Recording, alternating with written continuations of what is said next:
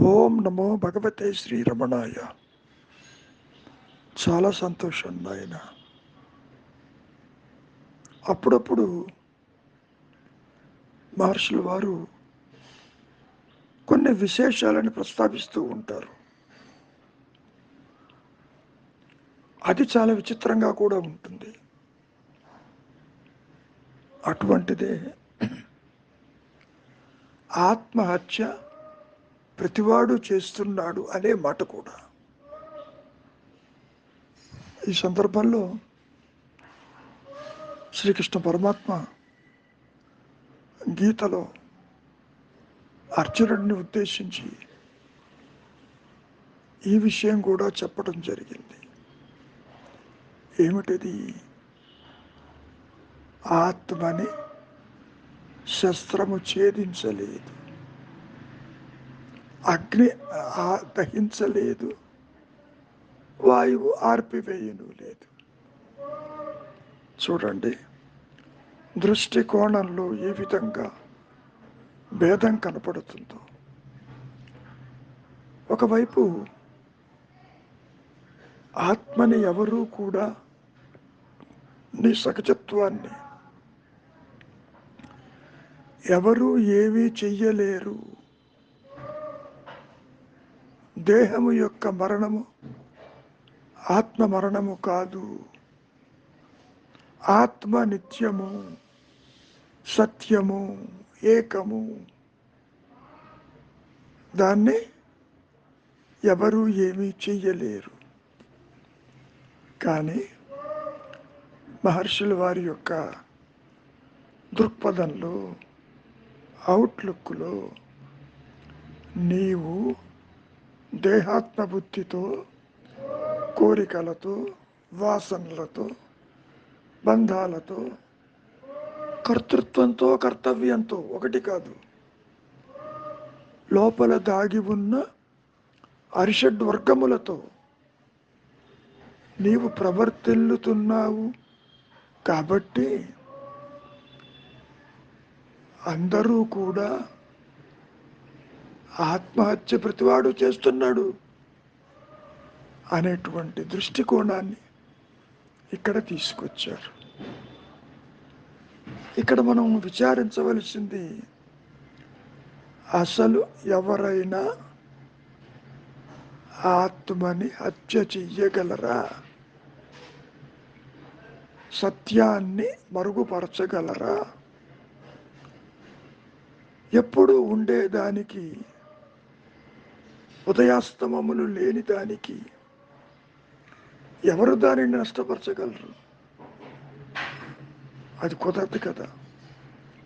కానీ మహర్షుల వారి యొక్క అభిప్రాయము, మానసికమైన చింతన, నీవు ఆత్మవై ఉంటూ దేహాత్మబుద్ధి కలిగి ఉండటమే నీ సత్యత్వాన్ని హత్య చేయటం అన్నటువంటి దృక్కోణంలో చెప్పినటువంటి విషయమే తప్ప ఆత్మని, ఆ పరబ్రహ్మాన్ని, జ్ఞానస్వరూపాన్ని, అహం స్ఫురణని ఎవరు మాత్రం దాన్ని నష్టపరచగలరు? ముఖ్యంగా మనం ఈ దైనందిక జీవితంలో హత్య అంటే ఒకరు ఇంకొకరిని చంపుట. మరి కురుక్షేత్రం అంతా అదేగా. ఆత్మహత్య అంటే తనకు తాను, తనకున్నటువంటి దేహాన్ని సంహరించుకోవటం ఆత్మహత్య. సరే, హత్య, ఆత్మహత్య అనే ఈ రెండు పదాలు కూడా పూర్తిగా మానసికమైనది. ఇవన్నీ దేహాత్మబుద్ధి జనించినప్పుడు మాత్రమే ఇతరులు కనపడటం, రాగద్వేషాలతో కలిగి ఉండటం. మరి భగవద్గీత కూడా అర్జునుడితో మొదలైంది కదా, కర్తృత్వంతో మొదలైంది కదా. తాను కర్తను అనుకుంటున్నాడు కదా.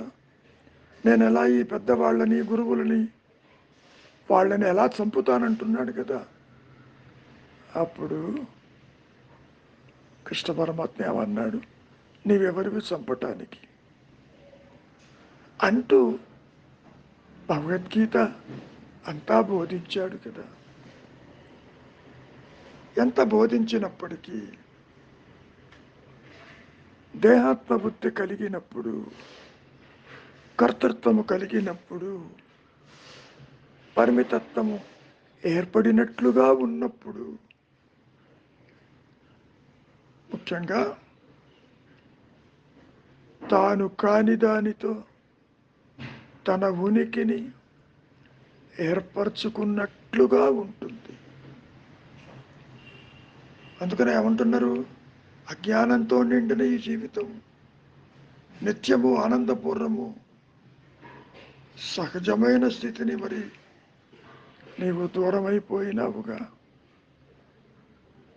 దానిని నులివివేస్తున్నావుగా అనేటటువంటి ధోరణిలో చెప్పడం జరిగిందే తప్ప ఆత్మని నాశనం చేసేవారు కానీ, నుమిలి వేసేవాళ్ళు కానీ, లేదా సంహరించేవారు కానీ ఎవరైనా ఉన్నారా? ఉండరు కదా. మరి ఎందుకు చెబుతున్నారు మహర్షుల వారు? ఈ విధమైనటువంటి అప్రోచ్ ఎందుకు వచ్చింది? నీవే ఆత్మవి అని చెప్పటం, నీవే ఎరుకవి అని చెప్పటం, నీవు నీవుగా ఎరుకగా నిలిచి ఉండక ఎందుకీ దేహాదులతోటి నీవు ప్రవర్తిల్లుతావు? అది అజ్ఞానమే కదా. నీవు కాని దానితో నీవు అసోసియేట్ అవుతున్నావు ఇక్కడ. అటువంటి అసోసియేషనే నీ స్వరూప జ్ఞానానికి విఘాతం కలుగుతుంది అన్నటువంటి దృష్టికోణంతో చెప్పినటువంటి మాటే నీవు ఆత్మహత్య చేస్తున్నావు అని అర్థం. దాన్ని లిటరరీగా తీసుకోవద్దు. ఊరక ఉండటం మాని ఆలోచనల వెంట వెళుతూ దేహము సత్యమని, సంసారము సత్యమని, వ్యక్తిత్వము సత్యమని, జగత్తు సత్యమని పరిగెడుతున్నావుగా. మరి ఈ పరుగంతా కూడా ఆత్మని మరిచే కదా, ఆత్మని ధ్వంసము చేసే కదా, ఆత్మని హత్య చేశావు కదా. నీవు నీవుగా నిలిచి ఉండటానికి ఇబ్బంది ఏమిటి? ఎందుకీ పరుగు? ఎవరు పరిగెడుతున్నారో చూడు. అవిచారం వల్ల నీవు నీతో కలిపి నీవు చూస్తున్నదంతా సత్యము, నిత్యము అన్న భావన నీకు కలిగి ఉన్నావు కాబట్టి మూలానికి దూరమైనావు. అంతేకాని వ్యక్తిత్వంతో భౌతికంగా హత్య చెయ్యటం కాదు. ఆ విధంగా అర్థం చేసుకోవాలి. ఓ సందర్భంలో ఆత్మను మరిచి అన్న పదం కూడా మహర్షులు వారు చెప్పడం జరిగింది. ఇక్కడ మరిచి అనే పదం ఒకప్పుడు గుర్తుండి మరొక సందర్భంలో లేకుండా పోతే మనస్సులో మరిచిపోయాను అనుకోవచ్చు. అసలు ఈ అహంకారము ఏనాడు కూడా ఆత్మని ఎరిగి ఉండలేదే.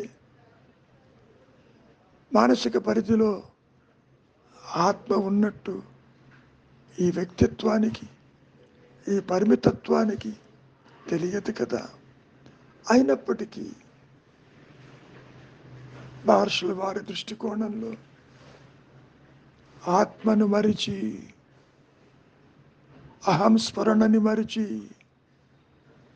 మూలానికి దూరమై నీవు కాని దానితో నీ ఉనికిని ఏర్పరచుకుని మరి వాసనాపూరితమైనటువంటి జీవితాన్ని గడుపుతున్నావు కదా. ఆత్మ దేనితోనూ కలవదు.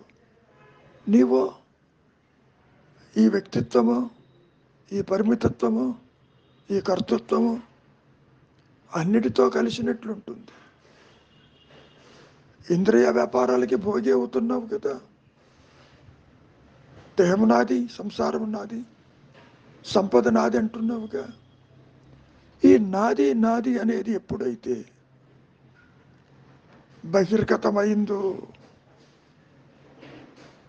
అప్పుడు నీ మూలము నీకు తెలియటం లేదు.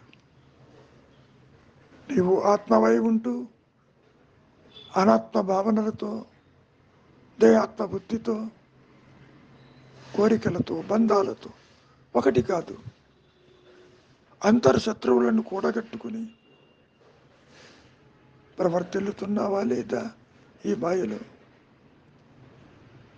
అవస్థాత్రయముల్లోనే 3 దేహాలను మార్చుకుంటూ ఈ మాయా నేను, ఈ జీవభావన, ఈ వ్యక్తి భావన ప్రవర్తిల్లుతున్నది కదా. మరి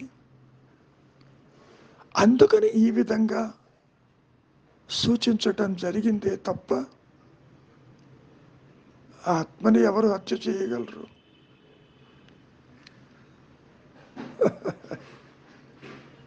దాన్ని ఆ విధంగా తీసుకోవటానికి వీలు లేదు. నీవు దేహమేమో చూడు,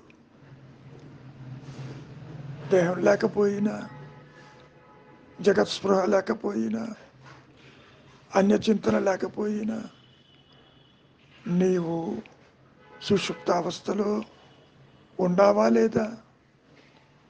ఆ ఉన్నదేదో నీ సహజత్వము. ఈ జాగ్రత్తావస్థలో నీవు ఎంత తెలుసుకున్నా, ఎన్ని కర్మలు ఆచరించినా ఇవన్నీ కూడా అజ్ఞానజనితములే, అభూత కల్పనలే. ఏ ఒక్క వస్తువుకి స్వయం ప్రకాశము లేదుగా, ఊహాజనితములు. ఒక కలగంటుంటే కలలో ఎన్నో విషయాలని ఎందరినో కలుస్తూ ఉంటావు, మాట్లాడుతూ ఉంటావు, అది సత్యమని భావిస్తావు. మేల్కొన్న పిదప కదా నీకు తెలిసేది కళా సత్యమని. ఈ సందర్భంలో మహర్షి కళా సత్యమైతే కళ కనేవాడు సత్యం ఎట్లా అవుతాడు? చెట్లు నరకడం అసత్యమైతే గొడ్డలు సత్యమవుతుందా? కాదు కదా. విచారించు. నేను వచ్చాను, నేను చేస్తున్నాను, నాది అంటూ ప్రతిసారి అంటున్నావు కదా. ఆ నేను ఉందేమో చూడు. విచారించి దృష్టి కలిగి లోపలికి వెళితే ఇది తల్లకిందుగా పడిపోయి అనుగ్రహము చేత ఆత్మ అహంస్మరణ ప్రకాశిస్తూనే ఉంది. నీవు ఆత్మని హత్య చేశావని మహర్షుల వారు సూచించినప్పటికీ అది ఏ హత్యకి గురి కాదు. నీవు మరిచావు, నీ మూలం నీకు తెలియదు. But how to gain the self? Gain అన్నమాట ఎందుకంటున్నావు? నీకు ఇప్పుడు తెలియదు కాబట్టి, కొత్తగా వస్తుందేమో అని అనుకుంటున్నావు కాబట్టి. Nothing to loose, nothing to gain. ఇప్పుడు నీకున్న పరిస్థితి ఈ ద్వైత జ్ఞానము సత్యం అనుకుంటున్నావు. అనిత్యమని తెలుసు, అసత్యమని తెలియదు. విచారించు. దేహం ఎన్నడైనా చెప్పిందా అది ఉన్నట్టు, సంసారం చెప్పిందా అది ఉన్నట్టు, జగత్తు చెప్పిందా లేదు కదా. నీవు చెబుతున్నావు. ఆ చెప్పే నేను యొక్క సత్యత్వాన్ని నీవు గ్రహించాలి. అంటే దాని అర్థం లేనటువంటి అహంకారం అది ఉన్నట్టుగా కలగంటుంది. అది దాని భావన. అందుకనే మహర్షి ఉంటున్నారు, భావశూన్య స్థితికి రా, సత్యము నీకే అవగతమవుతుంది. ఏది కొత్తగా రాదు. ఎవరు ఎవరిని హత్య చెయ్యలేరు. ఆత్మగన్యంగా ఉంటేగా. ఏకం ఒకటే ఉన్నది. ఒకటే ఉంటే నీకు భయం ఎందుకు? అందుకని ఆదిశంకరులు కూడా ఏమన్నారు, పంచకోశాలలో నేతి నేతి అంటూ, అన్నమయ కోశం కాదు, మనోమయ కోశం కాదు, జ్ఞానమయ కోశం కాదు అంటూ కోశాలన్నిటినీ వర్జించగా నీవు దేనినైతే వర్జించలేవు అదే నీ స్వరూపమని గుర్తించు. ఆత్మ స్వయం ప్రకాశము. దానికి ఎవరి సహాయము అక్కర్లేదు. అది తన ఉనికిని తాను గుర్తించుకోగల, తెలుసుకోగల సామర్థ్యము ఒక్క ఆత్మకే ఉన్నది. ఈ మాయలో, ఈ సృష్టిలో దేనికి లేదు. వ్యక్తిత్వంతో ఆత్మని తెలుసుకోవటం కుదరదు. ఆత్మజ్ఞానంలో సృష్టి లేదు. మరి జీవుడు ఎక్కడ, జగత్ ఎక్కడ, ఈశ్వర భావనలు ఎక్కడ? కాబట్టి మహర్షి ఏమంటున్నారు, భావశూన్యానికి రా, సద్భావ సుస్థితి ఏర్పడుతుంది. దృశ్యాల వెంట వెళ్ళవద్దు. నీవుగా ఇప్పుడు కూడా నిలిచి ఉన్నావు. ఏది కొత్తగా రాదు. ఇప్పుడున్నటువంటి అహంకారము, ఈ ద్వైత జ్ఞానము, అజ్ఞానం పోతే జ్ఞానం వస్తుంది అనుకుంటావేమో. ఈ అజ్ఞానం లేదు, అసలు చీకటి లేదు. సూర్యుడిలో చీకటి లేనట్లు ఆత్మజ్ఞానమందు అజ్ఞానానికి తావేది. అది అన్నడు ముక్కలే జీవుడు, జగత్తు ఈశ్వరుడు కాలేదు కదా. నిజానికి జీవాత్మ భావనే లేదు. పరిమితమైన జీవుడే లేడు. ఆది నుంచి తృణీకరించబడ్డాడు. అట్టి లేనివాడు ఆత్మను ఎలా హత్య చేస్తాడు? అది ఒక సూచన మాత్రమే తప్ప దాన్ని యథాతథంగా తీసుకోవటానికి వీలు లేదని గ్రహించాలి. మంచిది. మౌనమే నీ సహజత్వం.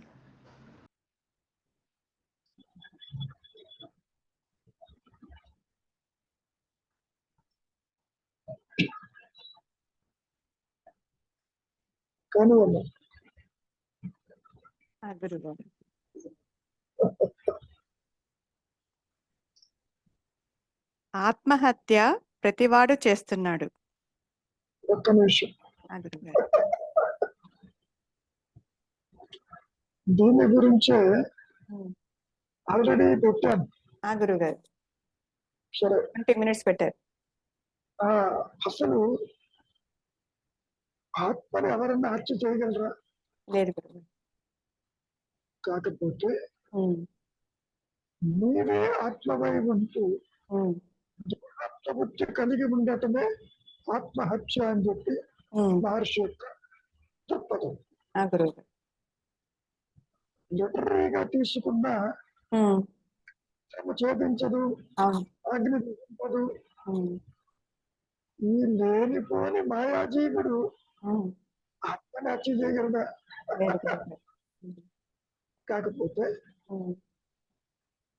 ఒక హైపర్బోలిక్ ఎక్స్ప్రెషన్ ఇది. అతిశయోక్తి అంటానే నీవు ఆత్మమై ఉంటూ ఆత్మని హత్య చేసి దేహాత్మబుద్ధికి వచ్చావంటున్నాడు. ఆ గురుగారు. అవును. అంటే నీవు నీవుగా ఉండక ఆ, దాన్ని ఒక పక్కకి హత్య చేసి నీవు దేహాత్మబుద్ధి వచ్చావని. ఉమ్, దేహాత్మబుద్ధి రావటానికి కారణం ఉమ్, నీవే ఆత్మహత్య చేసావు. కారణం నువ్వు ఆత్మవే కాబట్టి. ఆ గురుగారు.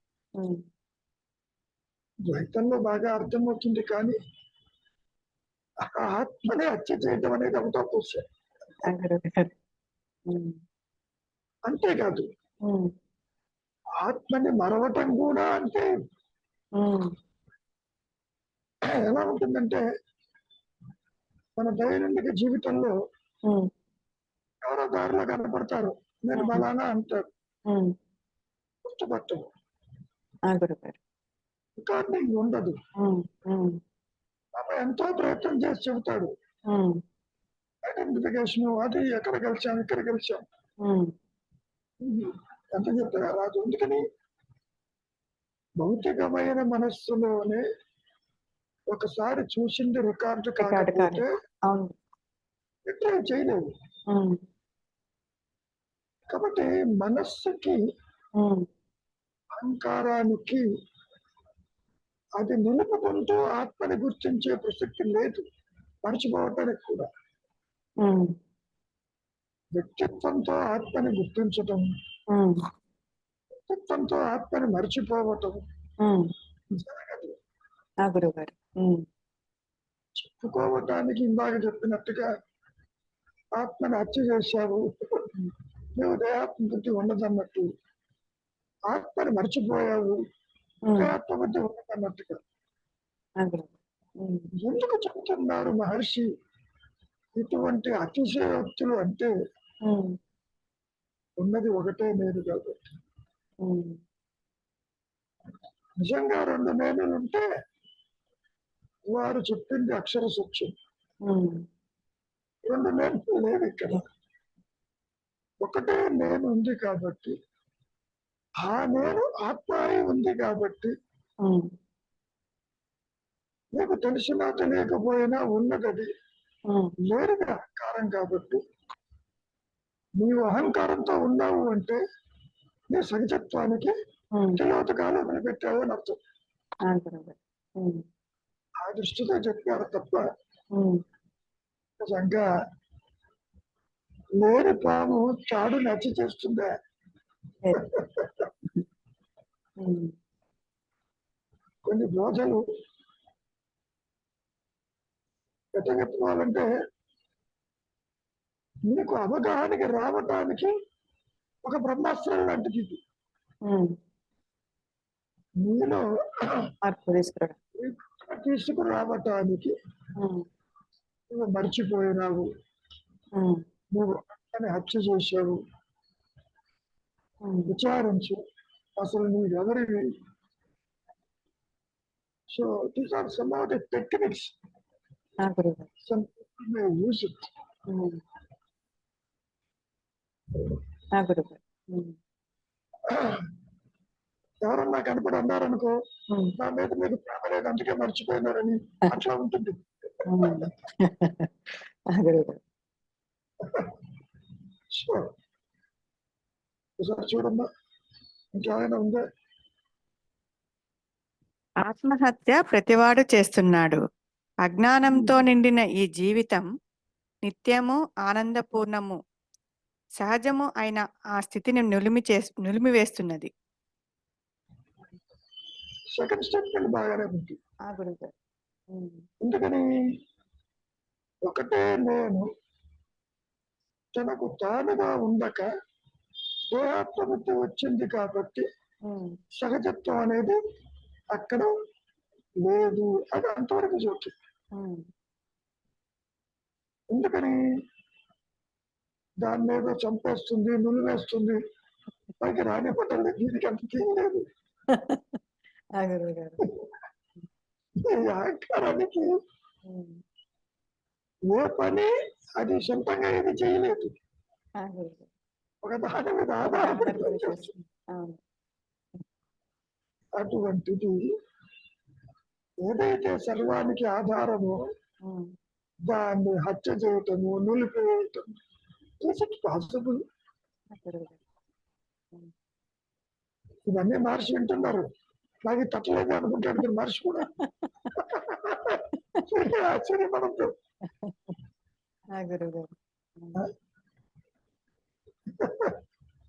ఏ శంకరులు తట్టకనా మోక్షత్వం అనేది మరి మహర్షి తట్టిందిగా.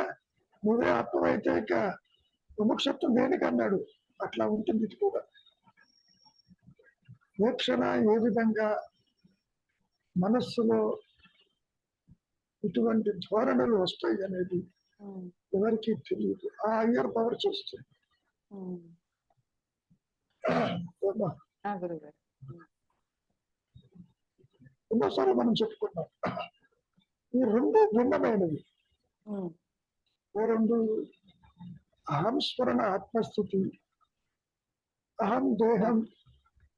ఉమ్, ఒకటి ఉంటే రెండోది ప్రకాశించదు. ఉమ్, ఒకటి దీనికి దానికి కనెక్టివిటీ లేదు. ఉమ్, ఆ గురువుగారు. ఉమ్, అయినప్పటికీ బోధించేటప్పుడు ఉమ్, ఏ విధంగా చెప్పాలి అన్నప్పుడు నీవు ఆత్మవై ఉంటూ ఉమ్, దేహపు అంటారేంటి పరిశీలించు. నీ సహజత్వానికి నువ్వు ఎప్పుడూ దూరం కాదు. యూ హ్యావ్ స్నబ్బడ్ యువర్ ఆత్మ అండ్ కమ్ యాజ్ ఎ జీవాత్మ అని మాయాజీవుడికి ఎంత చెప్పినా ఉమ్, వెర్రి మహారాష్ట్రాన్ని వీడు ఎందుకు పని చేయలేడు. ఆ గురువుగారు. ఉమ్, జీవుడికి ఆత్మ సంగతి తెలియదు తప్ప. ఉమ్, ఉమ్, ఉమ్, తెలిసి ఉంటే ఉమ్, నువ్వు మాటి మాటికి నా ఫంక్షన్కి అర్థం వస్తున్నావు, నువ్వు లేకపోతేనే బాగా ఉంటాను అనే స్థితి కాదు ఇక్కడ. ఉమ్, ఈ మాయా నేను, ఉమ్, ఈ లోయర్ సెల్ఫ్, ఈ ఆర్టిఫిషియల్ సెల్ఫ్, ఉమ్, దాని పుట్టుక, దాని మరణము దాని చేతుల్లో లేదు. ఉమ్, ఉన్నట్టుగా ఒక ఇండివిజువాలిటీ కనపడుతుంది అంతవరకు. ఆ గురువు. ఉమ్, ఒక విచారంతోనే తేలిపోతుంది. ఉమ్, ఏది ఏమైనా గతంలో చెప్పుకున్నట్టు ఉమ్, అనుగ్రహము చేతనే స్వరూప జ్ఞానం ప్రకాశిస్తేనే తప్ప వేరు మార్గము ఉండదు. ఉమ్, చెప్పడం బాగానే ఉంది, నీవే అది ఉమ్, తత్వవసి వాక్యం. ఎప్పటికీ నీవు దేహము కాదు, ఉమ్, దేహిని. దేహము కలిగినంత మాత్రాన అది ఎట్లా అవుతావు? ఉమ్, ఏమో? ఆ గురువుగారు. ఏ ఒక్క వస్తువుకైనా ఉమ్, దాని ఉనికిని తెలుసుకునే సామర్థ్యం ఉంటే ఉహు, లేదు. లేదు. సూర్యుడికే లేదు, ఉమ్, గ్రహాలకు లేదు. ఆ గురువుగారు. కానీ నేను ఉన్నాను అన్న అహంస్మరణకి మాత్రమే స్వయం ప్రకాశం ఉంది. ఉమ్,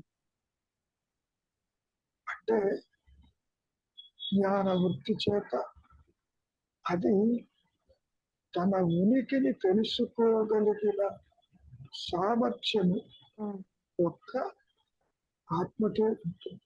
ఉమ్, ఆత్మ అంటే జ్ఞానం, ఉమ్, ఆత్మ అంటే పరబ్రహ్మం, ఆత్మ అంటే గురువు. అసలు ఉన్నదే గురువు, దేనికి సృష్టి. గురువు అంటే గు అంటే అజ్ఞానం, రు అంటే తొలగించు. అంటే ఎన్ని రకాలుగా మనం ద్వైతంలో చెప్పుకున్నప్పటికీ ఉమ్, ఉనికి లేనటువంటి ఈ మాయా అనే ఉమ్, సత్యాన్ని గ్రహించలేదు, ఉమ్, అవగతం కాదు. ఉమ్, చంద్రుడి దగ్గరికి నీవు వెళ్ళి నీకు ప్రకాశం లేదు, స్వయం ప్రకాశం ఉమ్, సూర్యుడి వల్ల అంటే చంద్రుడు ఎలా అర్థం చేసుకోలేడు. ఉమ్, గురుగారు. ఉమ్, ఇప్పుడు అహంకారం అనే మనస్సు చంద్రుడు రెండు ఒకటే. ఆ గురుగారు. ఉమ్, ఈ అహంకారం దగ్గరికి వచ్చి ఉమ్, నీవు ఆత్మవే, ఇది కాదు విచారించని చెప్పిన ఉమ్, ఇది ఒక సామర్థ్యం ఉంది. ఉమ్, ఎందుకు లేదు? ఇది ఒక అభాసమైన కాంతిలో ఉంది. ఉమ్, స్వయం ప్రకాశము లేని కాంతిలోనే జరుగుతుంది. ఉమ్, దాన్ని మనం ఒక బారోడ్ లైట్ అంటాం. ఆ గురుగారు. ఉమ్, సూర్యకాంతి యొక్క వెలుగుని తీసుకుని ఉమ్, చంద్రుడు ఎలాగైతే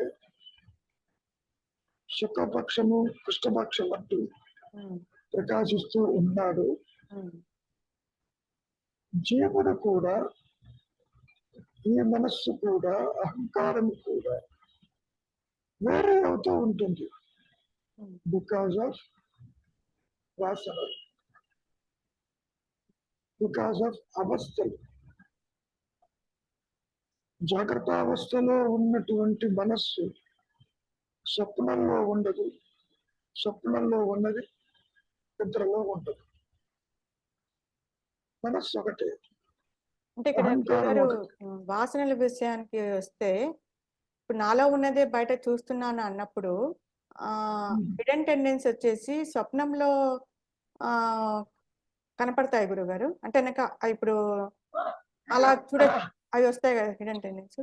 స్వప్నంలో చూసేవన్నీ ఈ లోపల ఉన్నవే. అదే హిడెన్ టెండెన్సీస్ అంటారు. కాకపోతే నువ్వు ఎప్పుడూ చూడలే. ఆ గురుగారు. ఆలోచనలు నాకు లేవే, అవును, నాకు ఎలా తెలీదు. కనిపించారు, ఆ నేను వాళ్ళ గురించి నేను అనుకోలేదు, వాళ్ళు ఎలా కనిపించారు. ఆ గురుగారు. ఎప్పుడు నేను భయపడలేదు, ఇప్పుడు ఎందుకు ఎబ్బడపడింది అట్లా. ఇవన్నీ లోపల సూక్ష్మాతి సూక్ష్మంగా రికార్డ్ అయి ఉంటాయి.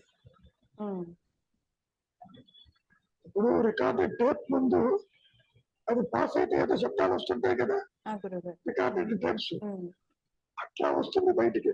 అవి చూపిస్తాయి, స్వప్నంలో చూపిస్తాయి. స్వప్నం చూస్తుంది. చూచే నేను అక్కడ ఇంద్రియాలు లేకపోయినా ఇంద్రియ వ్యాపారములు అన్నీ చేస్తుంది బయట. ఈ మనస్సు, ఈ వ్యక్తిత్వం ఉందాం. ఈ వ్యక్తిత్వము బాగా గుర్తుపెట్టుకోమ్మా, ఫంక్షన్ కావాలి అంటే ఏదో దేహం ఉండాలి. గురుగారు. అవును. స్థూల దేహం ఉంటేనే ఇంద్రియాల ద్వారా ఈ లోకంలోకి పోయి నానా యాత్రలు పడుతూ సుఖమని, దుఃఖమని, బాధ్యతని, బరువు అని, నాదని, నీదని తిరుగుతూ ఉంటుంది. ఇక్కడ కళలో కాసేపు స్థూల దేహాన్ని అక్కడ పారేస్తుంది. సూక్ష్మదేహమైన ఈ మనస్సు ప్రశాంతంగా ఉంటుంది కదా, లోపల ఉంటుంది. ప్రొజెక్ట్ చేసుకుని దాచుకున్న వస్తువులని వెరిఫై చేసినట్టు చేస్తుంది. ఎక్కడో మూటకట్టి పడతావు, ఏం పెట్టావో తెలియదు, మూట విప్పుతావు, ఒక్కొక్కటి బయటకు వస్తుంది. అది అని తెలియాలంటే స్వప్నంలో కనబడుతుంది. ఓకే, జాగ్రత్త అవసరం ఏమైనా తీసుకెళ్తావా? లేదు. ఎప్పుడో దాచిన మూటను విప్పుతావు, దాంట్లో ఎన్నో కనపడతాయి. నీకు నువ్వు అనుకోవు. అవును గురుగారు. అవును. నేనేమీ అనుకోలేదు, వాళ్ళు ఎందుకు కనిపించారు, నేను అసలు ఈ ప్రదేశాలే చూడలేదు, ఈ ప్రదేశాలు ఎలా కనపడ్డాయి అని జాగ్రత్త అవస్థ మైండ్తో చూస్తావు. ఇక్కడికి వచ్చి అక్కడ నీకు డౌట్ రాదు. కరెక్ట్. ఇది కళ అని కానీ అసత్యమని కానీ డౌట్ రాదు. కళ సత్యంగా సాగిపోతూ ఉంటుంది. మరి అంతగా భయపడితే పరిగెడతావు, చివరికి మెలకు వచ్చి నేను కలగన్నాను అనుకుంటావు. అంతవరకు ఆనందం ఉంటుంది, భయం ఉంటుంది, ఆశ్చర్యం ఉంటుంది, ఉమ్, అన్ని లక్షణాలు ఉంటాయి కల్లా స్వప్నంలో కూడా. ఉమ్, అప్పుడప్పుడు పసిపిల్లలు నిద్రపోతున్నప్పుడు ఉమ్. నవ్వుతూ ఉంటారు, సీరియస్ గా ఆ ఉంటారు, గురుగారు, అవును, ఉన్నట్టుండి ఏడుస్తారు. ఏడుస్తూ ఉంటారు. ఉమ్, కల్లామనుకుంటుంది వాడికి పిలకరించదు. ఉమ్. అవును గురుగారు, అవును. సో కళ అనేది ఉమ్. పెద్దవాళ్ళకే కాదమ్మా, పసిపిల్లలకి పిల్లలకు వస్తుంది. కూడా ఉంటుంది. ఉమ్, లేకపోతే వాళ్ళు నవ్వరు. అవును గురుగారు. ఉమ్, కాకపోతే నవ్వటం ఏంటి, ఏదో సూక్ష్మంగా బయటకు వస్తుంది. బయటకు వస్తుంది. ఉన్నటువంటి కెవ్వరు ఏడుస్తారు ఉమ్, కొంచెం నిద్రలో కూడా. అవును గురుగారు. అంటే ఈ మనస్సు ఉమ్, పూర్తిగా వికసించకపోయిన ఉమ్, పసిపిల్లల్లో ఉమ్, సంస్కార వాసనతో ఉంటుంది. ఉమ్. ఏదైనా ఎక్స్ప్రెస్ పిల్లవాడు చెప్పలేడు, చెప్పలేడు. ఉమ్, నా గురుగారు. ఉమ్, కానీ దాని పర్యవసానం తెలుస్తుంది తల్లికి. ఉమ్. కరెక్ట్. పిల్లవాడు మెలుకుతో ఉన్నాడు అనుకో, ఉమ్, నువ్వు కదిలిస్తే నవ్వుతాడు. అవును, ఎందుకు నవ్వుతాడో తెలియదు. తెలియదు. ఉమ్, ఇక్కడ కూడా జీవుడు కూడా అలాగే ఉంటాడు. చూడమ్మా, పూర్తిగా చదువు ఇంకేమన్నా ఉంటే ఆత్మహత్య. అంతే గురుగారు. మరి ఇంకొకసారి చదవమంటారా గురుగారు? ఉమ్. చదువు హత్య, హత్య గురించి ఎన్నిసార్లు అయినా ఒకటే. ఆత్మహత్య ప్రతివాడు చేస్తున్నాడు. అజ్ఞానంతో నిండిన ఈ జీవితం నిత్యము ఆనందపూర్ణము. సహజము ఆయన స్థితిని నులిమివేస్తున్నది. ఇక్కడ నీ దేహాత్మ బుద్ధే నీ ఆనందానికి అడ్డు అంతవరకు బాగానే ఉంది. ఉమ్, కానీ ప్రత్యేకించి ఈ జీవుడు ఆత్మని తెలుసుకోవటం కానీ, ఉమ్, ఆత్మని దర్శించడం కానీ కుదరదు. ఉమ్, చెప్పడం మనకు బాగా ఉంటుంది. ఉమ్, నీవు అది నీవు దేహాత్మ బుద్ధి కలిగి ఉండటం వల్ల ఉమ్, ఆ ఆనందాన్ని కోల్పోతున్నావు. నీవే ఆత్మవై ఉంటూ ఉమ్, నీవు దుఃఖిస్తున్నావు, బంధం అంటావు, బాధ్యత అంటావు. ఇదంతా కూడా నువ్వు కల్పించుకున్నావు ఆలోచన రూపేణ. ఉమ్. సో నువ్వు ఆలోచనలకి దూరంగా ఉండు అని చెప్పు. అంతవరకు అంతే. ప్రాక్టికల్ గా కూడా ఉమ్, ఆలోచన లేని మనస్సు, ఆలోచన గుర్తించని మనస్సు, అన్యత్వాన్ని చూడని మనస్సు ఇన్స్టంటేనియస్ గా మూలానికి వెళ్ళిపోతుంది. ఉమ్, అక్కడ నీవు అన్యత్వాన్ని చూడనే స్థిరంగా ఉంటే ఆత్మ తెలుస్తుంది. ఉమ్. అట్లా ఉంటుందిలే. ఆ గురుగారు. ఉమ్, పెడితే ఆలోచన అంటే, లేకపోతే నిద్ర. ఆలోచన లేకపోయేసరికి గో టు స్లీప్. దాన్నే మెలకువతో నిద్రపోవటం అనేది జరగదు. ఆ గురుగారు. కానీ మహర్షి ఏమంటారు, నిద్ర నుంచి వచ్చేటప్పుడు మెలకు ఉంటుంది, ఆ జ్ఞానం ఉంటుంది. ఉమ్, ఈ హోల్డ్ ఇట్, దేహపూజ రానివద్దు, ఆలోచనకు అవకాశం ఇవ్వద్దు. అదేవిధంగా ఈ మెలకువ జాగ్రత్తావస్థ నుంచి నిద్రపోతున్నావు, ఉమ్. దీన్ని వదిలిపెట్టినా నువ్వు స్లిప్ ఇంటూ డార్క్నెస్, వెళ్ళిపోతావు నిద్రలోకి. ఆ గురుగారు. ఉమ్, అట్లా పోవద్దు. ఉమ్, బి అలర్ట్, ఉమ్, మౌనంగా ఉండు, విచలంగా ఉండు, జారిపోవద్దు. ఉమ్. నువ్వు సగజత్వమే జాగ్రత్త నుంచి జరుగుతుంది. నిద్రకి వెళ్ళేటప్పుడు అక్కడే ఉంది. ఉమ్, అంతేకాదు జాగ్రత్తావస్థలో కూడా ఆలోచనలు వస్తూ ఉంటాయి. ఉమ్, ఆలోచనకి రాబోయే ముందు ఉమ్, రెండు ఆలోచనలు వచ్చాయి. ఉమ్. ఉదయాన్ని పట్టుకోవద్దు. బీ స్టిల్ అంటే డోంట్ ఎంటర్టైన్ ఎనీ థాట్. ఆ, గురుగారు. ఉమ్, మనస్సు ఇంద్రియాల పని చేస్తుంది. ఉమ్, స్వప్నంలో చూసినప్పుడు ఆ, గురుగారు. జాగ్రత్తలో కూడా చేస్తుంది. ఉమ్, అది ప్రొజెక్ట్ చేస్తుంది.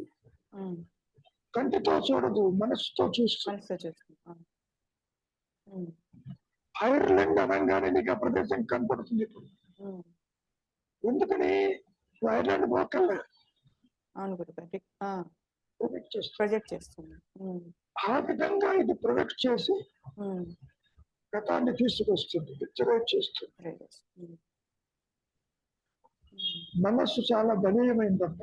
ఉమ్, అదే విధంగా ఎప్పుడు అన్న మాటలు ఉమ్, చెవు ద్వారా లోపలికి వెళ్తాయి. ఆ మాటలు రిపీట్ చేస్తుంది. అవును అవును గురుగారు. ఉమ్, అంతేకాదు ఎప్పుడో తిన్నటువంటి ఒక పదార్థం మంచైనా చెడైనా చెడేనా? అవును గురుగారు. ఉమ్, రికలెక్ట్ చేసి రసేంద్రియం ప్రొజెక్ట్ చేస్తుంది. ఎప్పుడు మనస్సులోనే, ఉమ్, ఇంద్రియంతో పని లేదు. అవును గురుగారు. ఉమ్, నువ్వు మళ్ళీ తినక్కల్లా. ఉమ్, ఎప్పుడో తింటే బాగుండేదనుకో, బాగుందనుకో, మనస్సు మళ్ళీ ప్రొజెక్ట్ చేస్తుంది. అవును. మనస్సు, the ego is a very very vital point. Um, ఇంద్రియ వ్యాపారములని రికార్డు చేయటం బాగానే ఉంది. ఉమ్, పర్ఫెక్ట్ గా రిట్రైవ్ చేస్తుంది. మళ్ళీ అవును గురుగారు. ఉమ్, స్టోర్డ్ డేటాని ఉమ్, మైండ్ లో ప్రొజెక్ట్ చేస్తుంది. మనస్సుకి ఆత్మకి భేదం లేదు, ఉమ్, ఒకటే లేదు. ఉమ్, ఎప్పుడైతే నువ్వు ప్రొజెక్ట్ చెయ్యవో ఉమ్, అర్థానికి. వెంటనే ఈ జ్ఞానము ఉమ్, సాపేక్షము మూలానికి వెళ్ళిపోతుంది. ఉమ్, వెళ్ళిపోయి అహంస్మరణగా ఉంటుంది. ఉమ్, చాలా సార్లు మహర్షులు వారిని దర్శించడానికి వచ్చిన వాళ్ళు, ఉమ్, నేను వచ్చానని చెప్పంటే వచ్చిన దారిని పొమ్మన్నాడు. అవును అవును. ఉమ్, ఈ మాయా నేను వచ్చిన అంటే దారి. ఈ అహంకారము వృత్తిలో ఉన్నప్పుడేమో దేహాలతోటి అసోసియేట్ అయినట్లుగా ఉంటుంది. ఉమ్, అసోసియేట్ కాదు ఇది. ఉమ్, కదా? ఆ గురుగారు. ఉమ్, ఎప్పుడైతే ఇది అసోసియేట్ కాదు, ఈ సాపేక్ష జ్ఞానము ఇన్స్టంటేనియస్ గా పూర్ణ జ్ఞానం అయిపోతుంది. అంటే పావుని వెతకపోతే తాడు కనిపించినట్లు, ఉమ్, ముత్యపు చిప్పలో వెండి ఉందేమో చూడబోతే ఉమ్, భ్రమ కలిగింది. ఆ వెండి లేదు, ముత్యపు చిప్పనే ఉన్నట్టు ఉమ్, వారు ఫోకసింగ్ అన్నట్టు. ఉమ్, ఇక్కడ కూడా ఈ దృష్టి ఉమ్, అన్యత్వం లేనప్పుడు తన మీదకి రివర్ట్ అవుతుంది. అది సెంటర్ వితౌట్ ఎనీ సర్కంఫరెన్స్. ఉమ్, చూస్తూ చూస్తూ కూడా ఆత్మ చూస్తుంది. ఉమ్, నువ్వు పిక్చర్ చూస్తున్నావు, సినిమాకి వెళ్తావు కదా, ఉమ్, ఉమ్, బాగుండకపోతే నిద్రపోతావు. ఆ గురుగారు.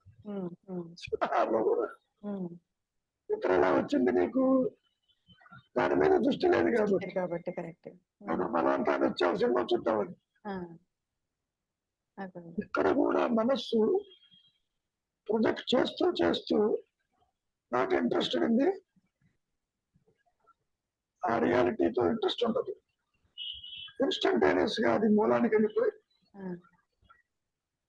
తనకు తాను ప్రకాశిస్తుంది. అందుకనే ఆత్మజ్ఞానం అత్యంత తేలికట్టం.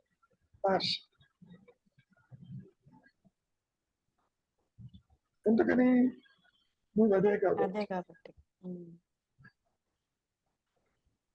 ఇది కొత్తగా రాదమ్మా. సమస్య ఎక్కడ వస్తుంది అంటే సాపేక్ష జ్ఞానంతో పూర్ణ జ్ఞానం తెలుసుకోలేదు. ఇది ఒక క్లూ మాత్రమే. క్లూ అంటే గతంలో చెప్పానే, పక్క గదిలో వెళ్తున్నాడు. అవును గురుగారు. ప్రకాశకాంతి. ఉమ్, నేను ఇంద్రియాల ద్వారా చూస్తున్నాను. ఉమ్, కాసేపు చూడకపోతే అది ఇన్స్టంటేనియస్ గా మూలానికి వెళ్ళిపోతుంది. ఉమ్, మీ అందరి అనుభవంలో కూడా ఉమ్. పని పాట లేకపోతే నిద్రపోతున్నారా లేదా? ఆ గురుగారు. ఉమ్, ఉమ్. రాత్రని పగలని కాదు, అవునులే గురుగారు, అవును గురుగారు. పని చేయడానికి ఏం లేదు, ఉమ్, ఇమీడియట్ గా కునుకొస్తుంది. ఉమ్. ఎందుకు వస్తుంది? దానిపైన that is your reality. reality. సహజంగా అది తన రియాలిటీలోకి వెళ్ళిపోతుంది. అది. ఎగ్జాక్ట్లీ. ఉమ్, అంటే ఒకటే నేను ఉమ్, అన్యత్వాన్ని చూస్తూ చూస్తూ అది చూడకపోతే ఏకత్వానికి వెళ్ళిపోతుంది. అవును గురుగారు. ఉమ్, మీరు కొత్తగా ఏది రాదమ్మా. ఉమ్, సమస్య ఎక్కడ వస్తుంది అంటే అన్యత్వాన్ని చూస్తూ అహంకారాన్ని ఎట్టు పెట్టుకుంటూ ఉమ్, మూలము తెలియాలంటే కుదరదు. ఉమ్. ద్వైతం వ్యానిష్ అయిపోవాలి. ఆ గురుగారు. ఉమ్. వ్యానిష్ అంటే ఎగిరిపోవడం నీ దృష్టి దాని మీద ఉండకూడదు. ఉండకుండా. ఉమ్, కదా? అత్యంత తేలికైంది.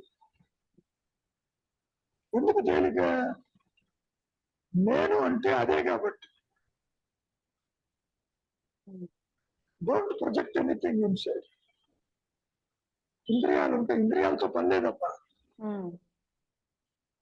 ఒక్క మనస్సే ఇంద్రియ వ్యాపారాలన్నీ అన్నీ చేస్తుంది. చేస్తుంది. అవును గురుగారు.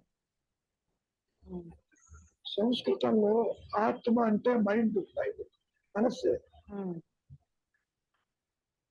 ఉమ్, ఎలాగైతే ఏనుగు తొండం ఉమ్. గాలి పీలుస్తుంది, పట్టుకుంటుందో ఆ గురుగారు. ఉమ్, ఈ మనస్సు కూడా ఉమ్. చూస్తే అన్యత్వాన్ని చూస్తుంది, లేకపోతే తనకి తాను ఉంటుంది. అంతే. ఉమ్, ఆ గురుగారు. ఉమ్, కాబట్టి తనకు తానుగా ప్రకాశమైందేమో రియలైజేషన్ అన్నారు. ఉమ్. అన్యత్వాన్ని చూస్తున్నప్పుడు అహంకారం అన్నారు. అహం ఆకారం దాల్చిందన్నారు. ఉమ్,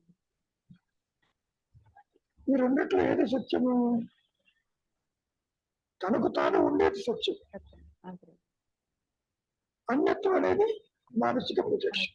అట్లా ఉమ్, ఒక శ్రేణిలో మహర్షి అంటారు, వాసన రాహిత్యమే ముక్త స్థితి అన్నారు. ఉమ్, ఉమ్. వాసన రాహిత్యం అంటే there is nothing to think. Um, so your reality shines. ఉమ్.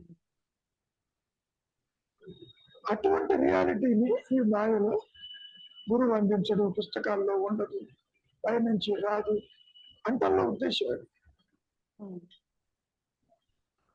ఇంకా సింప్లిఫై చేస్తే the mind is equal to ఆత్మ.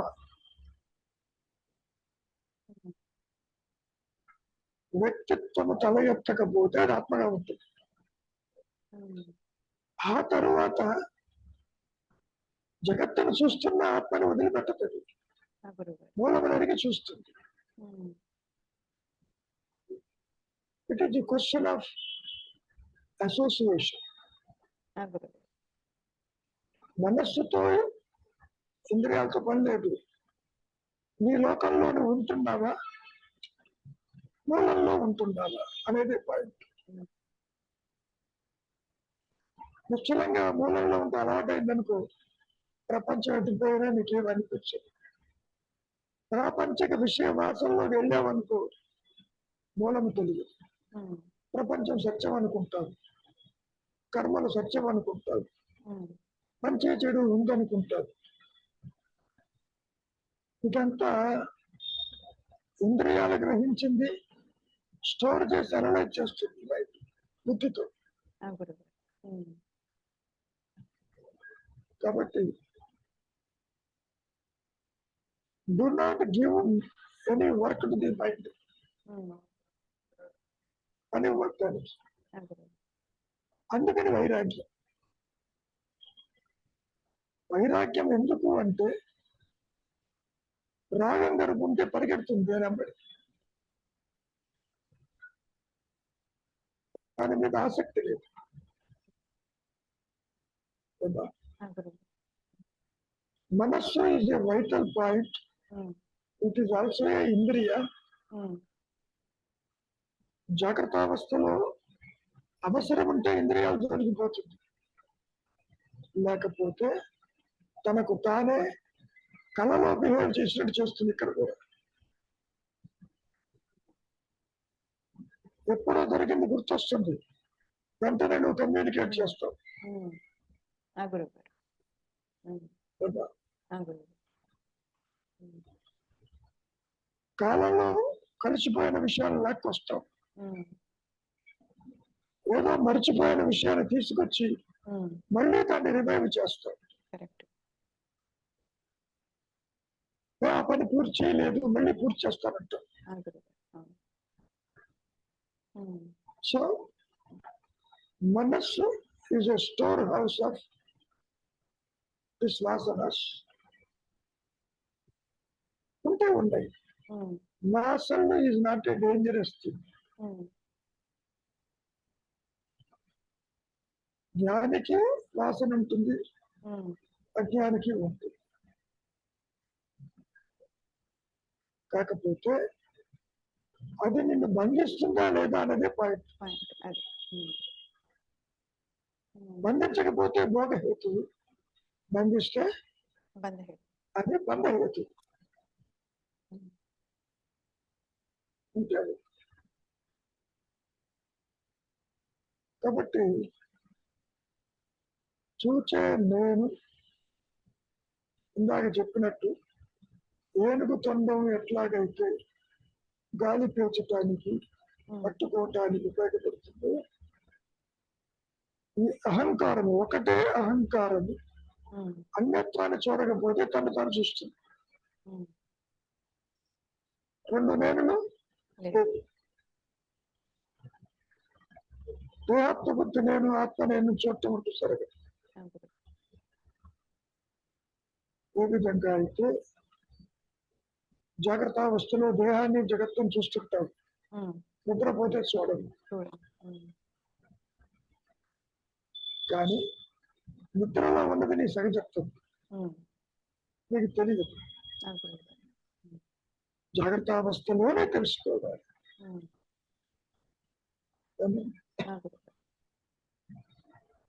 ఏమైనా రవి ఏమైనా డౌట్లు ఉన్నాయా?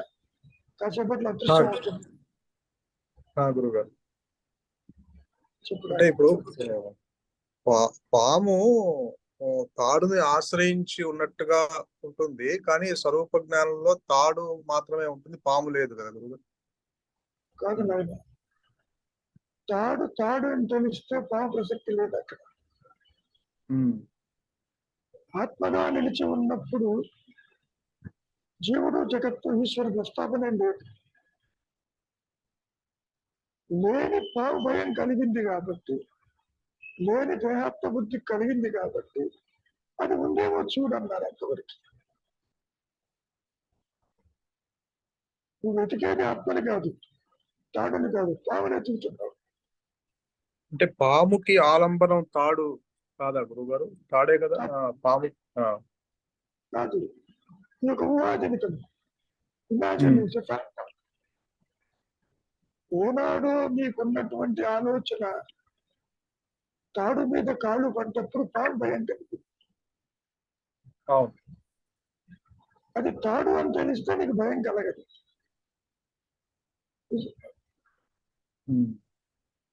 అందుకనే ఆదిశంకరులు విచారించమంటారు. ఇది పావే గనక అయితే ఎందుకు కరగదు, పావైతే ఎందుకు కదిలిపోదు, ఎందుకు పుసగొట్టదు, ఒకే రీతిలో ఎందుకు ఉంటుంది అది. ఆ విధంగా విచారం చేయమంటారు ఆదిశంకరులు కూడా. గురుగారు, అంటే అయితే ఇప్పుడు పాము కనిపించడానికి తాడు తాడు అయితే కాదు, కాకపోతే పాముకి ఆధారం తాడు కూడా కాదంటారా? అయితే రెండు పాము అసలు లేదు అని స్వరూప జ్ఞానంలో తెలుస్తుంది, కానీ మాయలో పాముకి ఆధారం తాడు కాదా గురుగారు? అయితే తాడు ఉండబట్టే కదా పాము కనిపించింది. తాడు ఉన్న సంగతి పాము భయం ఉన్నప్పుడు లేదు. పాము భయం ఉన్నప్పుడు లేదు. దేహాత్మత ఉన్నప్పుడు ఆత్మని తెలియదు. ఎప్పుడు తెలిసింది? వెలుతురులో చూచినప్పుడు తాడు కనపడింది. స్వరూప జ్ఞానం కలిగినప్పుడు సృష్టి లేదు, జీవుడు లేడు అక్కడ. కాబట్టి పాము భయానికి కారణం ఆధారం తాడే. ఇక్కడ ఆత్మే ఆధారం జీవుడికి అని చెప్పడం. అదే. అంతేగాని తాడు నుంచి పాము వచ్చిందని కానీ ఆత్మ నుంచి జీవుడు